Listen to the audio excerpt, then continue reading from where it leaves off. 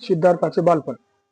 सिद्धार्थ ज्यावेळेस चालू बोलू लागला त्यावेळेस शक्य कुळातून वयोवृद्ध मंडळी व जाणते लोक एकत्र जमले व शुद्धोधन राजाला सांगितले की अभया देवी आपले कुलदैवत आहे, तिथे बाळाला घेऊन गेलं पाहिजे असे शुद्धोधन राजाला सांगितले. शुद्धोधन राजाने हो म्हणून प्रजापतीला बाळाला कपडे घालण्यासाठी सांगितले.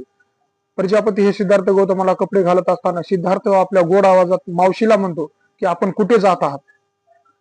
तर प्रजापती बाळास म्हणते आपण देवाच्या दर्शनासाठी जात आहात. हे ऐकल्याच्या नंतर सिद्धार्थाला खूप आनंद होतो. सिद्धार्थाचे वय वर्ष 8 असताना त्याला धनुर्विद्येचा अभ्यास चालू झाला. 8-10 वर्षाचे असताना सिद्धार्थ एक दिवस आपल्या वडिलांच्या शेतात मित्रासोबत जातो. त्या ठिकाणी त्याला कडकडत्या उन्हात झाडे तोडणारी, शेतात नांगर हाणणारी असे माणसे दिसतात. त्यांच्या अंगावर थोडेसे कपडे असतात. हे पाहून सिद्धार्थ मनातून हळहळतो आणि आपल्या मित्रास सांगतो की एका माणसाला कष्ट लावून दुसरा माणूस सुखी कसा होऊ शकतो.